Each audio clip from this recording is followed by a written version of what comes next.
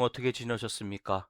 주님의 축복 아래 거하셨습니까? 아니면 세상의 은혜 아래 거하셨습니까? 하나님의 은혜 아래 거한 한 주가 되셨으리라 믿습니다. 오늘 말씀의 제목은요, 경외함이 삶의 답이다라고 한번 적어봤습니다. 경외함이 삶의 답이다.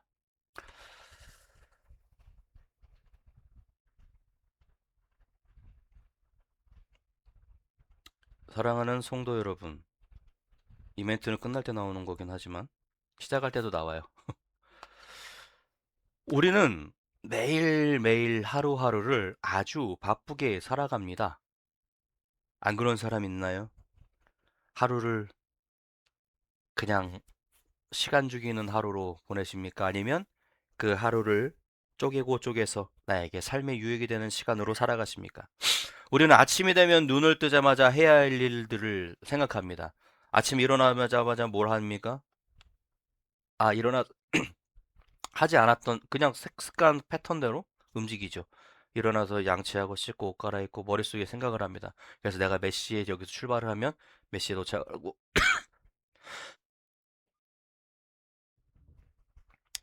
매일 순간순간마다 그 순간들을 해야 할 일을 생각하며 살아갑니다. 직장을 가야 하고요. 또 가정을 돌봐야 하고요. 해야 할 일들을 처리해 나갑니다. 하루 종일 사람을 만나고 일을 하고 계획을 세우고 더 나은 미래를 준비하며 우리는 살아가죠. 하루를 그냥 일어나서 눈 떠서 하늘 천장 보다가 다시 눈 감아서 자다가 TV 틀어 TV 보다가 그렇게 하루를 보내는 사람과 일어나자마자 하루를 한 시간을 쪼개고 쪼개고 쪼개서 알뜰하게 살아가는 사람.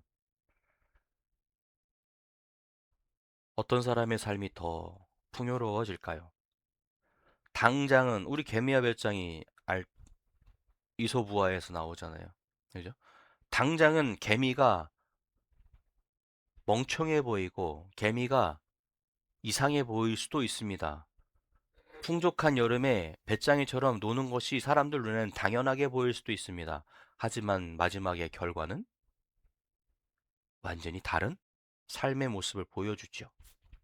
개미는 준비해야 할 때 열심히 준비를 했고 배짱이는 준비해야 할 때 준비하지 않고 게을리 그 시간들을 낭비하며 보냈다라는 겁니다. 우리는 하루하루를 계획하며 하루하루 속에서 그 힘을 찾아 살아가는 사람들입니다. 그런데 어느 순간 이런 질문이 마음속에 찾아올 때가 있습니다. 나는 왜 이렇게 나는 이렇게 열심히 사는데 왜 내 마음은 채워지지 않을까? 나는 열심히 모든 것들을 잘하며 살아가고 있다고 생각하는데 결국 마음속에 남는 것은 왜 하나도 없지? 왜 내 마음은 풍족하지 못하지? 나는 되게 열심히 사는데 왜 마음은 채워지지 않을까? 나는 이렇게 많은 것을 가지고 있는데 왜 나는 불안할까? 나는 내가 하는 것을 다 했다라고 생각하는데 왜 나는 내 마음은 불안 속에 있을까? 왜 삶은 점점 무거워지는 것일까? 왜 내 삶은 점점 무거워지는 것 같지? 왜 점점 나아지는 것이 없는 것 같지? 난 열심히 살아가고 열심히 해결해 나가며 살아가고 있다고 생각하는데 왜 결국 나는 계속 무거운 걸 쥐고 있는 것 같지? 전도서는요, 바로 이 질문에서 시작하게 됩니다. 전도자는 인생의 모든 것을 경험한 사람이었습니다. 권력도 가져봤고, 지혜도 가져봤고, 부도 누려봤습니다. 세상 사람들이 부러워하는 모든 것들을 그의 손에 가져보았습니다. 손에 넣어봤어요. 하지만 그가 발견한 결론은 무엇이었습니까? 전서 1장에 나온 헛되고 헛되며 모든 것이 헛되도다. 그죠? 그런데요, 전도서의 목적은 앞에서도 1장에서 4장까지도 말씀드렸지만 우리에게 인생은 의미 없다라고 말하는 것이 아닙니다. 오히려 그 반대로 헛된 것을 붙잡고 살아가는 인생에게 진짜를 붙잡아야 할 것을 알려주고 있다라는 겁니다. 인생은 다 허무해. 인생은 다 헛됐어. 여기서 끝나는 것이 아니라 오히려 반대로 야, 잘 봐. 헛된 것을 붙잡고 살아가잖아. 그러니 진짜를 붙잡아야지. 라고 우리에게 알려주는 책이라는 거예요. 물건을 잘못 사용하고 있을 때, 뭔가 물건을 사용하는데 그거 잘못되어졌을 때 사용 설명서를 찾아보는 것처럼, 인터넷에서 그 제품의 제품 설명서를 찾아보는 것처럼 우리가 잘못된 삶을 살아가고 있는 모습을 반대로 잘 살아가게끔 만들어주기 위해서 이 책이 있다라는 거죠. 오늘 전도서 5장은요, 우리에게 세 가지 아주 중요한 길을 보여줍니다. 첫 번째는요, 하나님 앞에서 조심해라. 두 번째는 재물의 허무함을 깨달아라. 세 번째는 하나님이 주신 선물을 누려라. 그리고 이 모든 결론은 하나. 오늘 제목처럼 경외함이 삶의 답이다라는 거예요. 하나님을 경외하는 삶으로 돌아가라.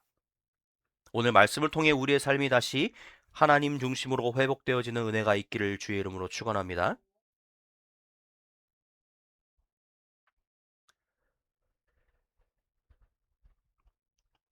5장 1절에서 7절 말씀은요. 하나님 앞에서 삼가하는 삶, 삼가, 절제하는 삶, 하지 말아야 될 삶을 이야기합니다. 5장 전도서 5장 첫 번째 말씀에서 이렇게 말합니다. 너는 하나님의 집에 들어갈 때에 내 발을 삼갈지어다. 삼갈지어다. 너는 하나님의 집에 들어갈 때에 내 발을 삼갈지어다. 가까이 하여 말씀을 듣는 것이 우매한 자들이 재물 드리는 것보다 나으니 그들의 악을 행하면서도 깨닫지 못함이니라. 여러분, 왜 전도자는 예배를 가장 먼저 꺼냈을까요? 예배의 이야기를. 하나님의 집에 들어간다는 거 뭡니까? 예배하러 갈 때, 성전에 갈 때, 내 발을 삼가랍니다. 인생의 허물을 얘기하면서 왜 돈 이야기가 아니라 예배 이야기 먼저 꺼냈을까? 그 이유는 아주 분명하죠. 우리의 인생의 가장 큰 문제는 환경이 아니라 하나님과의 관계가 무너진 것이라는 거예요. 여러분, 이 말씀은 전도서 시편에서부터 잠언에서부터 쭉 이야기 말씀드렸던 부분이에요. 하나님과 나와의 관계가 무너졌기 때문에 예배에 관해서 돈이 아니라 어떻게 살아가는 것이 중요한 것이다라고 이야기하는 것이 아니라 예배에 관해서 먼저 전도자는 이야기하고 있다라는 사실을 우리는 기억해야 합니다. 뭐가 무너졌다고요? 하나님과의 관계가 무너졌기 때문에.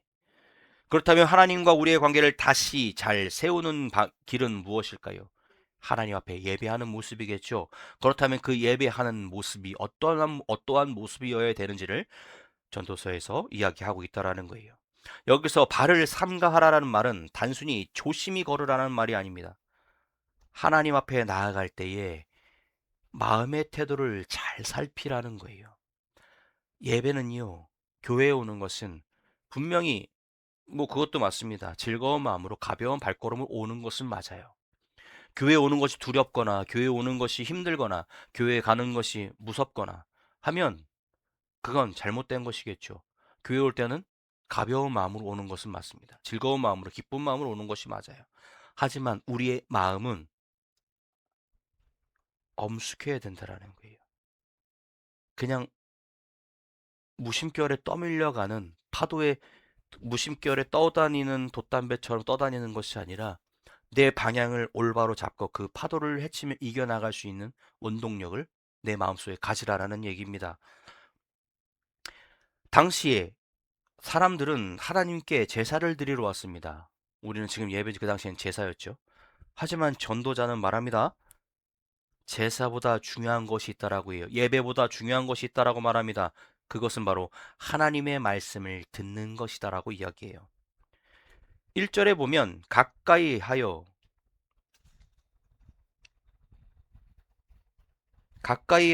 말씀을 듣는 것이 우매한 자들이 제물을 드리는 것보다 나으니라고 이야기합니다.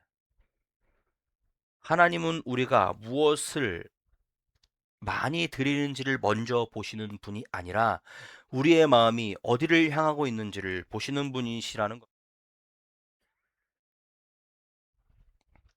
내가 헌금을 이만큼 했는데 내가 1년에 헌금을 뽑아보니까 우리 연말정산할 때 기부금 영수증 떼잖아요.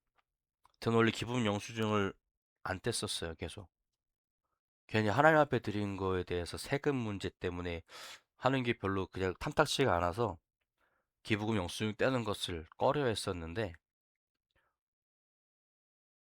근데 또 이게 어느 순간 보니까 또 그게 필요하더라고요. 떼보니까 한 달에 1년 동안 1월 달부터 12월까지의 내가 교회에다가 하나님 앞에 드린 헌금의 총 금액이 나와요.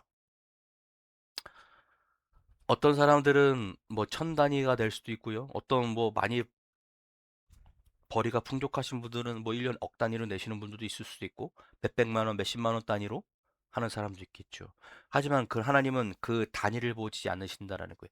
천만, 백만, 억만 단위의 그 단위를 보시는 것이 아니라 그 드리는 손길의 마음의 크기를 보신다라는 겁니다. 우리 그거 있잖아요. 가부의 두랩돈. 자기의 전 재산을 털어 하나님 앞에 드리는 것과 10개 가진 사람이 인심 쓰듯이 3개를 드리는 것과 없는 사람이 2개 가진 사람이 2개를 드리는 것, 과연 누가 더 많이 드리는 걸까요? 세상의 눈으로는 3개 드린 사람이 많이 드리는 겁니다. 하지만 하나님의 눈으로는 전 재산을 갖다 드린 그가 더 하나님 앞에 많이 드렸다라는 거예요. 사람들의 생각에서 기준에서 벗어나죠. 아니 내가 3개를 드렸고 쟤는 2개 드렸는데 내가 더 많이 드렸지. 어떻게 얘가 이 사람이 더 많이 드린 거야? 그죠? 생각해 보세요. 주머니에 만 원, 10만 원이 있는 사람이 만 원을 쓰는 것과 내 주머니에 만 원이 있는데 그 만 원을 누군가를 위해 쓴다라는 거 생각을 해보십시오. 어떻겠습니까? 어느 게 더 마음속에 크게 다가올까요? 내 전 재산이 더 크다라는 거예요. 가진 것 중에 일부가 아니라 내가 가진 것들의 전부. 그게 중요하다라는 거예요. 일부가 아니라 전부를 드리는 거. 하나님은 그 단위를 보시는 것이 아니라 그걸 드리는 그 마음을 보신다라는 겁니다. 우리의 마음이 어딜 향하고 있는지. 사무엘상 15장 22절에도 말하고 있어요. 순종의 제사보다 낫고 듣는 것이 순양의 기름보다 낫다라고 사무엘상에도 이야기하고 있죠. 사랑하는 성도 여러분, 예배는요, 하나님께 나의 말을 많이 하는 시간이 아니라, 내 말을 많이 하는 시간이 아니라, 하나님의 음성을 듣는 시간입니다. 믿음은 들음에서 난다고 하죠. 그런데 우리는 어떻습니까? 예배 자리에는 있지만, 마음은 다른 곳에 가 있을 때가 많습니다. 찬양은 부르지만, 생각은 걱정 속에 있는 사람이 있습니다. 찬양하면서, 오, 주여, 하나님, 할렐루야, 영광 하면서 마음속에서, 야, 이거 1,000만 원 메꿔야 되는데 카드값 메꿔야 되는데 어떡하지?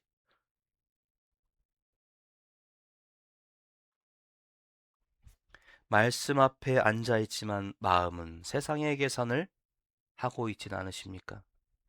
몸은 교회에 있지만 마음은 하나님에게서 멀어질 수도 있습니다.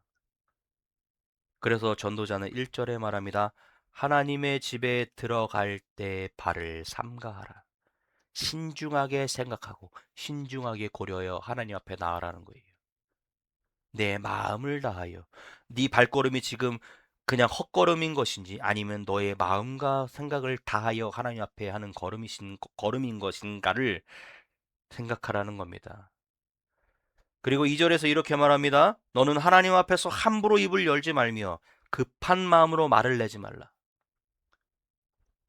우리에게 해당되어지는 말이죠. 입을 함부로 놀리지 말라. 우리 그 드라마 이런 거 보면 보잖아요. 영화 입을 함부로 놀리지 마. 어? 입 함부로 놀려 잘못되는 거 많이 보잖아요. 입이 죄라고 막 그냥 그죠? 급한 마음에 먼저 말을 내지 말래요.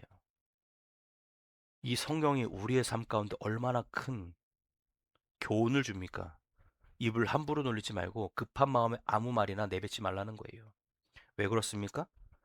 하나님은 하늘에 계시고 너는 땅에 있음이니라 라고 이야기합니다. 2절에. 이 말씀은 하나님과 우리의 차이를 말하는 거예요. 하나님은 하늘에 계시고 우린 땅에 있다라는 것은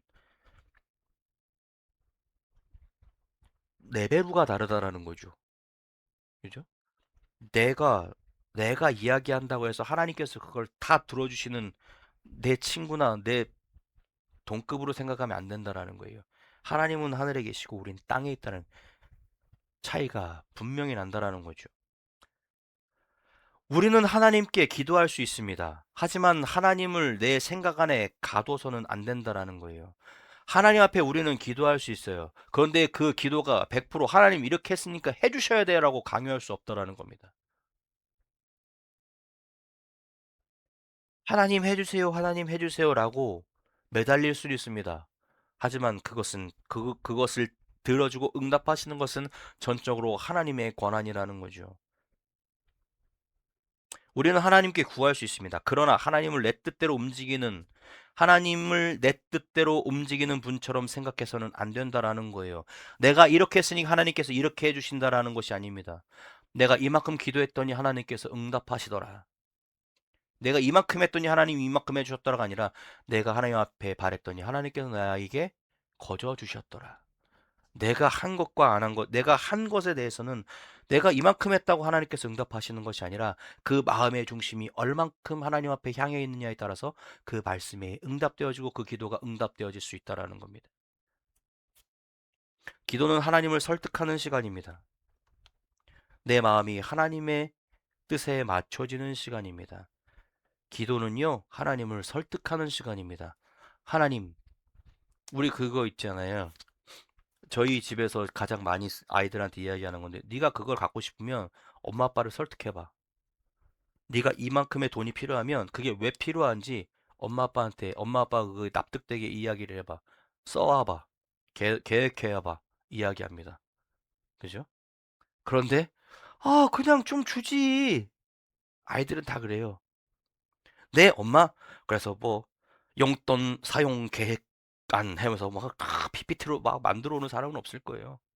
가서 적어오면 연필로 몇 글자 찍찍찍 뭐 어디에 뭐 쓰고 다 했어요. 갖고 옵니다.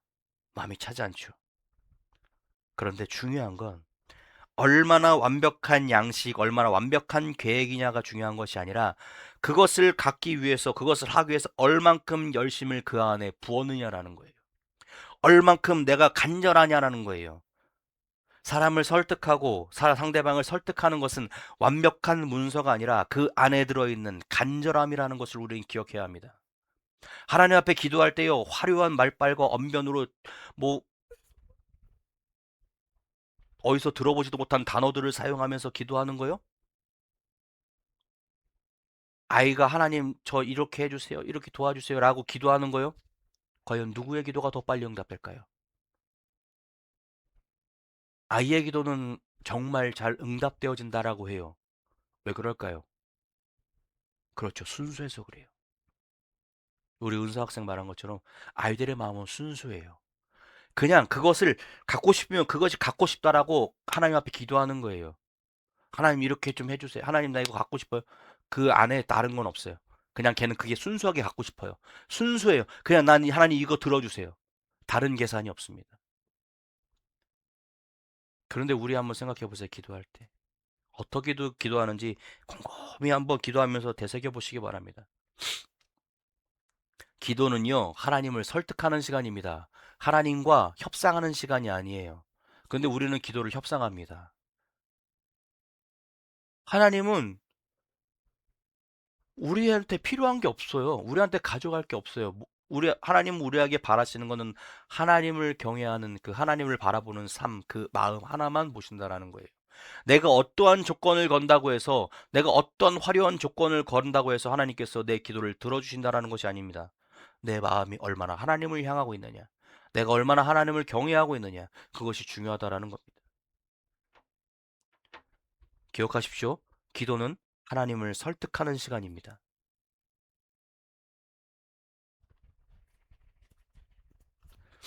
근데 그 설득을 어떻게 해요? 내 마음이 하나님의 뜻에 맞춰져야 된다라는 거예요.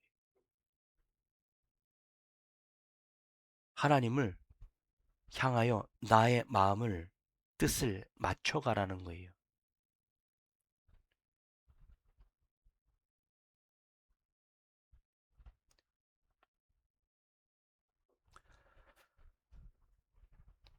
또 이어서 전도자는 서원에 대해서 이야기합니다. 서원의 문제에 대해서.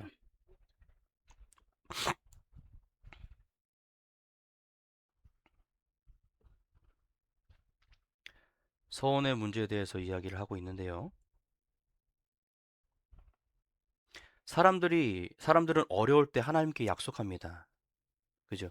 하나님 이 문제 해결해 주시면 제가 이렇게 하겠습니다. 협상해요. 하나님 이렇게 해 주시면 이렇게 할게요.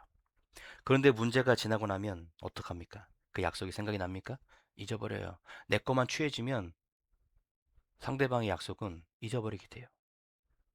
전도자는 이것을 매우 아주 심각하게 보고 있다라는 거예요. 왜냐하면 하나님은 우리의 말을 끝까지 들으시는 분이시기 때문이라는 거예요. 우리의 말을 끝까지 기억하신다라는 겁니다. 사람 앞에서 한 약속도 굉장히 중요합니다. 하나님 앞에서 한 약속은 더 중요하다라는 거예요. 우리는 사람과의 약속에 있어서 그것을 지키는 것을 굉장히 중요하게 생각합니다. 신뢰의 관계라고 생각을 하죠.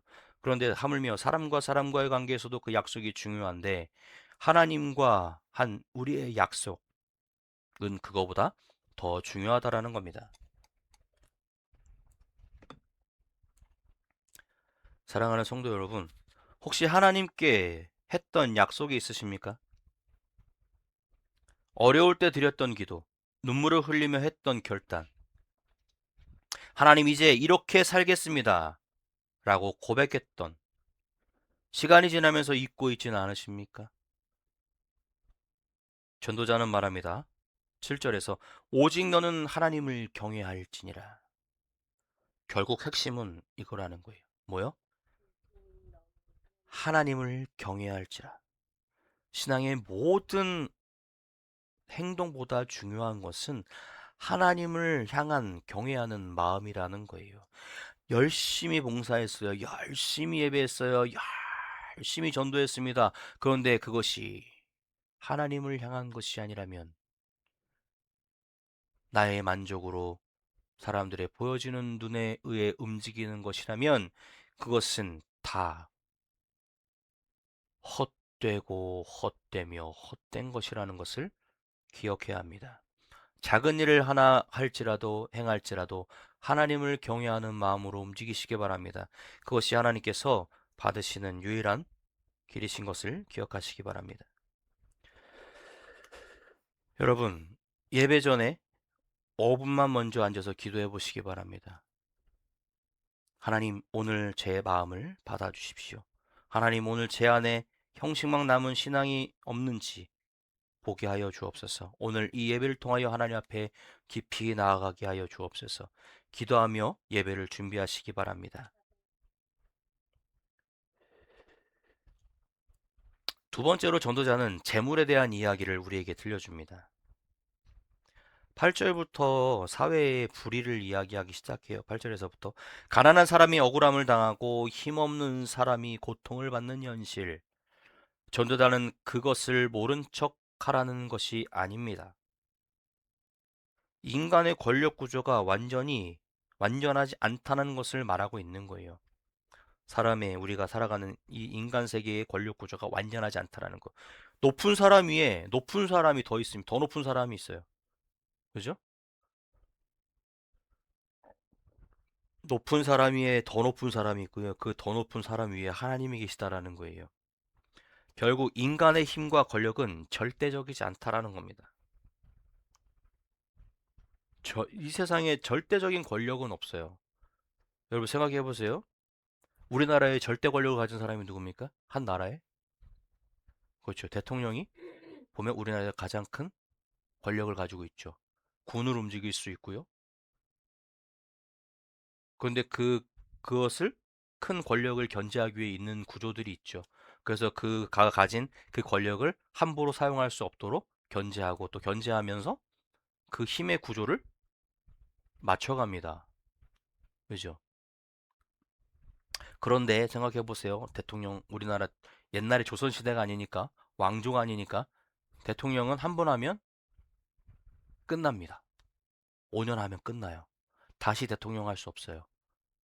그리고 다시 전 대통령이라는 권력, 그 직분은 가질 수 있지만, 이제 그에게는 어떠한 사회적 권력도 가질 수 없는 사람이 돼요. 법적으로. 국회의원도 이제 나올 수가 없어요. 정치에 관여할 수가 없습니다. 이제 할 수가 없어요. 모든 권력을 최고의 정점까지 찍었던 사람을 이제 그 사람이 내려와요. 평생 갈 것 같았던 그 권력이, 평생 가질 것 같은 그 권력이, 조선 왕조 500년 동안 평생 갈 것 같던 이 씨의 그 가문의 왕조가 무너졌죠.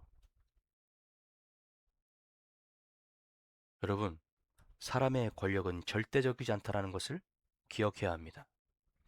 10절에 은을 사랑하는 자는 은으로 만족하지 못하고, 이 말씀은 인간의 욕심의 본질적인 모습을 보여주고 있어요. 여러분, 사람이 처음에는 돈이 하나도 없다가 만 원만 생기면 너무 좋습니다. 만 원이 생겼네. 만 원으로 뭐 하지? 근데 쓰다 보면 또 없어요. 좀 더 있었으면 좋겠어요. 2만 원이 생겼어요. 와, 너무 좋다. 근데 또 부족해요. 부족해요. 부족해요. 가지면 가질수록 채워지는 것이 아니라 가지면 가질수록 부족하다라는 거예요. 물통은 채우면 채울수록 가득가득 찹니다. 하지만 근데 우리의 마음은요. 채우면 채울수록 그 그릇이 차는 것이 아니라 더 커진다라는 거예요. 점점. 그게 사람의 욕심이라는 거예요. 내 마음을 처음에 채우면 이만큼만 있으면 우리 가끔 생각하잖아요.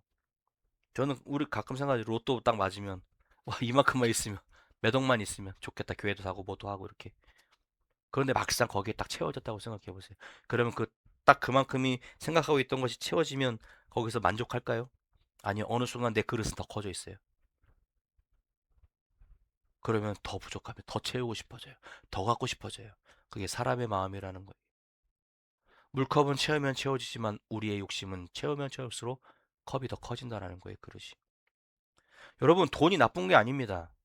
돈은 아무 짓도 하지 않아요. 돈은 우리의 삶을 윤택하게 합니다. 돈은 우리의 삶을 기쁘게 해요. 돈은 우리의 삶을 행복하게 합니다. 얼마나 좋아요. 돈이 나쁜 게 아니에요. 문제는 그 돈을 너무 사랑하는 우리의 마음이라는 거예요. 돈은, 돈은요, 좋은 종이가 될 수도 있습니다. 좋은 종이. 돈은 종이죠. 나쁜 주인이 될 수도 있습니다. 돈은 좋은 나의 종이 될 수도 있고, 나의 종.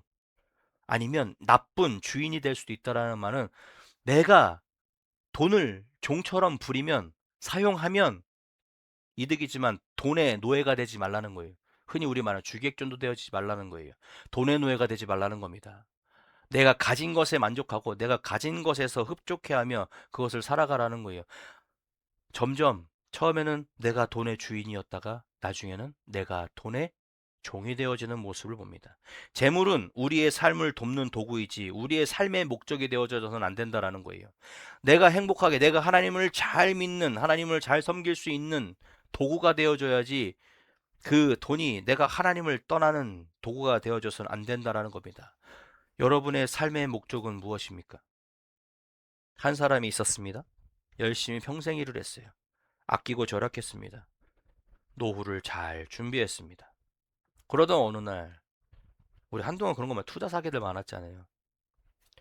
투자 사기를 당한 거예요. 그래서 평생 모은 돈을 다 잃어버렸습니다.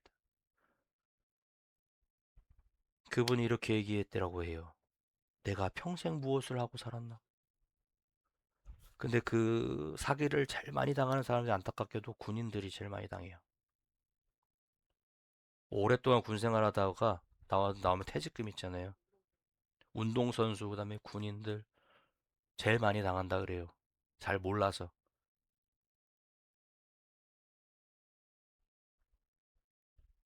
여러분, 그런데 가장 중요한 건 무엇일까요? 돈을 잃은 것이 가장 큰 문제가 아니라는 거예요. 돈이 인생의 목적이 되어버린 것이 가장 큰 문제라는 겁니다. 이만큼 내가 평생을 모았어요, 돈을 많이. 근데 투자 사기를 당했다라는 건 뭐예요? 내가 더 많이 갖고 싶어서 내가 가진 돈을 무리해서 투자했다는 얘기예요. 다 털렸다는 얘기는. 여러분, 주식도, 그죠? 뭐 저는 주식은 하진 않지만, 주식 하시는 분들 보면 잘 나눠서 잘 분산해서 투자하라 그래요. 이 주식 이거 괜찮다. 거기다가 다 몰빵하면 큰일 난다고 해요. 주식도 공부해야 됩니다. 공부 엄청 해야 된다 하더라고요. 여러분, 우리의 삶에서 문제가 되는 것은 돈이 아니라 그 돈을 사용하는 우리의 마음이라는 거예요.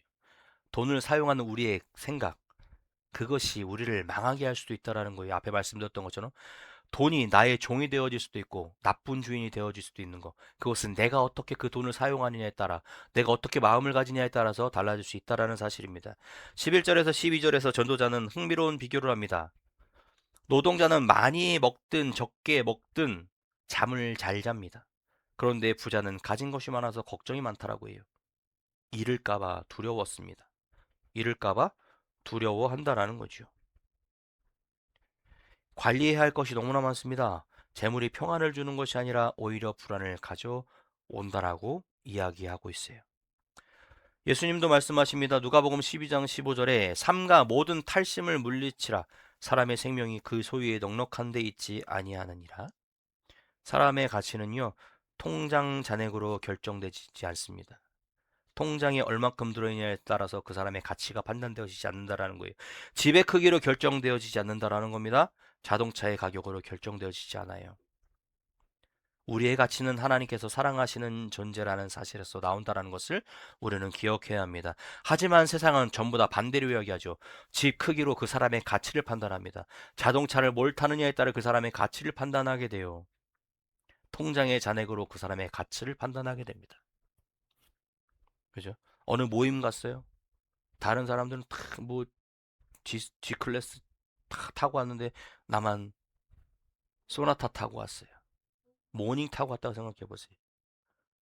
그럼 사람들이 뭐라 그러볼까요? 쟤는 아직도 저런 작은 차 타고 다녀? 쟤는 아직도? 저 사람은 뭐야? 격떨어지게 이렇게 말합니다. 옛날에 한동안 몇 년 전에 한동안 아이들 사이에서 말했던 거 있죠. 니네 아빠 차 몇 cc야? 너네 집 몇 평이야? 유치원 아이들이 그런 얘기를 한다고요. 유치원 아이들끼리 모여서 노는데 너네 아빠 차 몇 cc야? 너네 집 몇 평이야? 아니면 같은 아파트 단지 내에서 놀이터 놀다 너네 몇 단지야? 몇 동이야? 물어본다고요. 아이들이 그 동이 뭔 의미가 있을까요? 아이들도 안다라는 거예요. 동마다 차이가 난다라는 걸. 그 어린 아이들부터 눈에 보이는 것으로 사람을 평가하고 가늠한다라는 겁니다. 그것을 가진 것으로 보이는 것을 그 사람의 가치를 판단하게 되어진다라는 거예요. 오늘 한번 생각해 보시기 바랍니다. 나는 무엇을 위해 살고 있는가? 더 많이 가지기 위해 사는가? 아니면 하나님께 받은 삶을 잘 살아내기 위해 사는가? 재물을 목적을 재물의 목적에서 재물을 목적에서 내려놓고 하나님께 맡기는 삶을 살아가시기 바랍니다.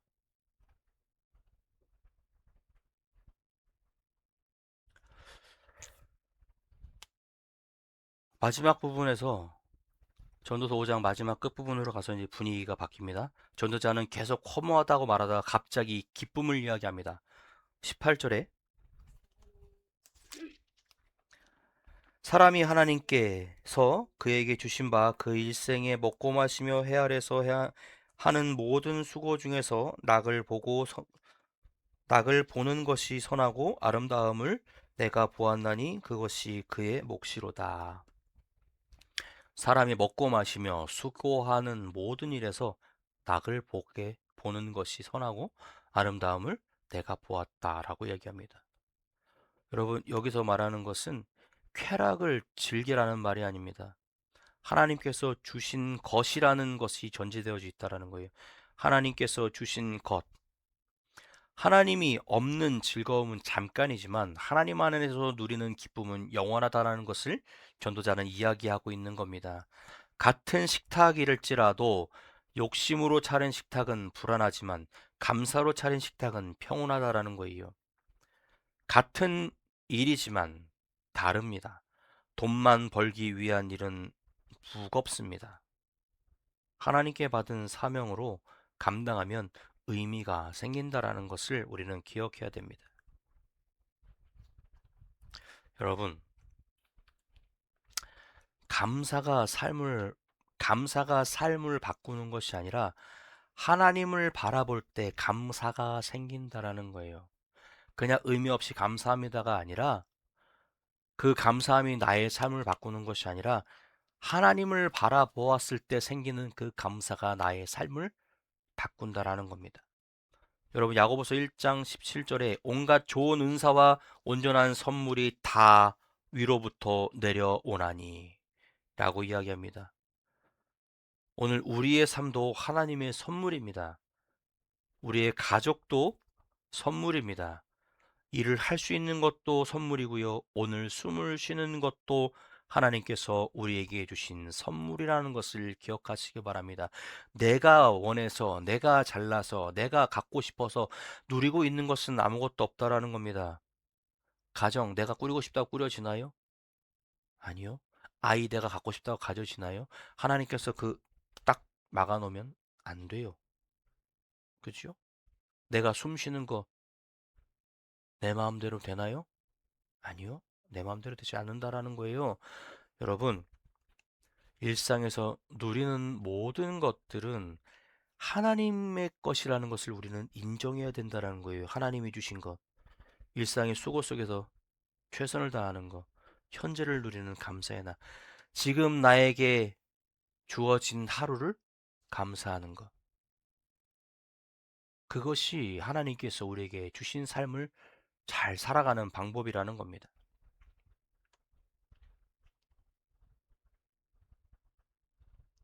사랑하는 성도 여러분, 전도서 5장은 우리에게 묻습니다. 무엇을 붙잡고 살아가고 있습니까? 여러분들은 무엇을 붙잡고 무엇을 바라보며 살아가고 있습니까? 라고 오늘 여러분들에게 질문을 던집니다. 형식적인 예배입니까? 아니면 끝없는 욕심입니까? 아니면 하나님이십니까? 헛된 세상 속에서 참된 삶을 더 많이 가지는 삶이 아닙니다. 헛된 삶 속에서 참된 삶은 더 많이 가지는 삶이 아니라는 거예요. 더 높아지는 삶도 아닙니다. 하나님을 바로 경외하는 삶이라는 것. 오늘 우리의 예배가 회복되고 우리의 욕심이 우리의 욕심이 내려놓아지고 하나님이 주신 오늘을 감사로 누리는 삶이 되기를 바랍니다. 마지막으로 전도서 5장의 결론처럼 고백했으면 좋겠습니다. 오직 너는 오직 너는 하나님을 경외할지라. 없어요. 안 나온 게 아니라. 한번 읽어볼까요? 오직 너는 하나님을 경외할지라. 이것이 오늘 5장을 통해서 하나님께서 우리에게 주시는 고백이어야 한다는 것을 기억하시기 바랍니다.